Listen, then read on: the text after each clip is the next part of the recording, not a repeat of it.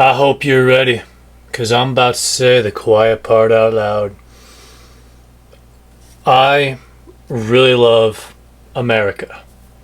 I don't care if you're American or not. You hear? I don't. If you're a human being, then I want you watery-eyed and on your knees. Tears of bliss sensuously crawling down your cheeks as you awe-struckingly shudder out a reverent prayer in the name of radical, never-ending American prosperity. And the reason for that is, in spite of her flaws, and believe me, they are some glaring flaws, the good will always outweigh the bad in the grand scheme of things. Freedom of speech, true democracy, the right to bear arms, and a mostly functional and beautiful first world society. It's hard to go wrong. Sadly though, you're gonna have to save those prayers for the brave men and women who testified against Diddy. Because Puff Pump is coming home. Let's go over what we know about the case. With his verdict concluded, the sentencing will begin on October 3rd, and we should know just how easy he got off by then. I would not expect a maximum sentence, not just in cases of rich people like him, but in general, they don't give that out. He had 5 charges, 3 of which he was acquitted of, and 2 of which he was proven guilty on. Count 1 was racketeering conspiracy. Count 2 was sex trafficking by force and coercion. Count 3, transportation to engage in prostitution. Count 4 was another sex trafficking charge, and 5 was the same as charge number 3. The 2 of which he was convicted for are ones that were easiest to prove. Naturally, the trickiest part about this legally is the fact that many of the freak-offs happen behind closed doors and are surrounded by guarded ears. Diddy is not stupid. Unlike a nuisance streamer, he didn't live stream his crimes. This immediately makes it harder to gather evidence. In fact, a lot of it came down to the quality of victim testimonies and the reaction of the jury. Count 1 was by far the biggest charge. It is the one that they seem to be riding on the most. The RICO charge would have carried possibly up to life in prison. The 2 charges for sex trafficking via force, fraud, or coercion also have a minimum sentencing of 15 years and a maximum possible sentence of life in prison. Going back to the RICO charge, the minimum could have been 20. Altogether, under the worst of circumstances for these charges, we could have been looking at a 50-year sentence.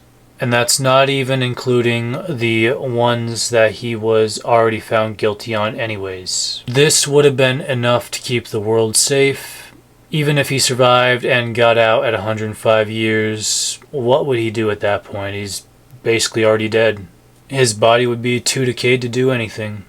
And of course, this is assuming that all his charges were served consecutively. And the charges that he was convicted for are basically worthless. The only real value they have now moving forward is if you can get Diddy back in court as a repeat offender, which would be an aggravating factor, contrary to him being a first-time offender, which was a mitigating factor. The judge, at the very least, was not impressed by Mr. Combs as he denied him bail while stating that Diddy had no regard for the law and a propensity for violence. Sounds like the only sensible guy that was in that courtroom that day. Another thing to consider is the guidelines of the law. The judge is not obligated to follow these to the letter, but will generally abide by them. You would be surprised just how many round table nights have come out of their mother's basement to defend Diddy. So failing to adhere to or deciding to throw the book at him would lead to backlash. Personally, I don't care. At least give him the maximum sentence. That's the best you could get out of a bad situation. However, it wouldn't even be 20 years. Why? Because the charges just about always run concurrently, not consecutively. This means that Diddy would be serving the maximum sentence of 10 years for both charges at the same time, and not one sentence after another, thus resulting in a maximum possible sentence of 10 years. On top of this, the reality of the matter is that, thanks to the aforementioned guidelines, offenders almost never see the maximum possible sentence, and I don't see Diddy being the exception. Theoretically, though, if he did get 10 years, he'd be out at 65. I could picture this man working out as much as possible and training his stamina so he could have the ultimate freak-off. Maybe he'd even study some psychology to reinforce the damage of his manipulation tactics. Nobody would be safe in that scenario. He'd be a well-oiled machine that could go for hours, at the expense of everyone around him. For some reason, there was an argument over whether or not Diddy should be in jail or be allowed to go home until the date of his official sentencing. I don't know how that is even a thing. That jury already made the worst out of what should have been an open and shut case of lock him up and melt the key. But at that point, why would you even allow him those 3 months to cause God only knows how much trauma to possibly hundreds of people, or at the very least set plans into motion for a revenge tour? Overall, it's not a good look.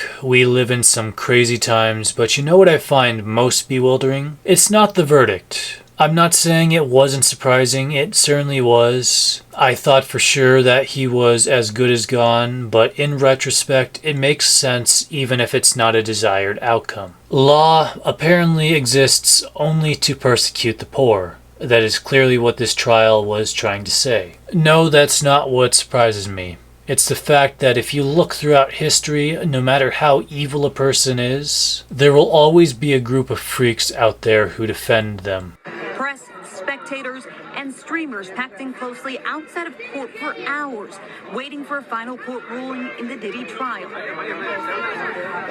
Moments filled with support. Free pop! Free pop! Baby oil, a key piece in the trial, and outrage. And it's not because it's a contrarian stance. These apologists suffer from cognitive dissonance in a lot of cases. Many of these people are fans of Diddy's work. To them, it's inconceivable that you can be both talented and evil. If you told me 5 years ago that I would be living in a Boondocks episode, I would tell you to kick rocks because you're crazy. But no, here we are. Aaron McGruder tried to warn us, tried to warn America as a whole, and tried to warn the black community about shit like this. Well, sadly he failed. These people who have the audacity to celebrate such a tragedy should be condemned. They are literally cheering for the release of a child predator, one of the most vile men of the modern era, one of the most evil motherfuckers we've seen since World War II. But of course these folks aren't the only ones that are happy. Johnny Somali, the world's most despised ball drying towel, posted this. And to that I say no. Just no.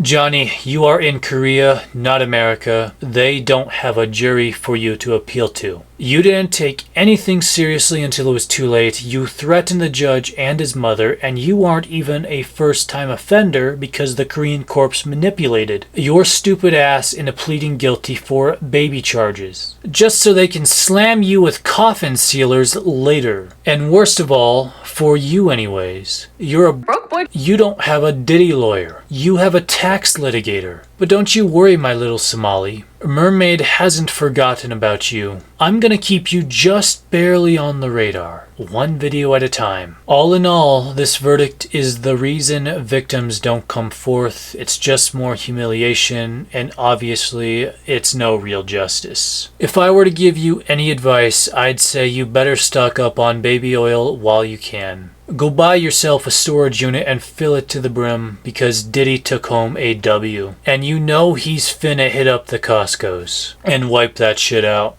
Don't be afraid to take some advice from the enemy either.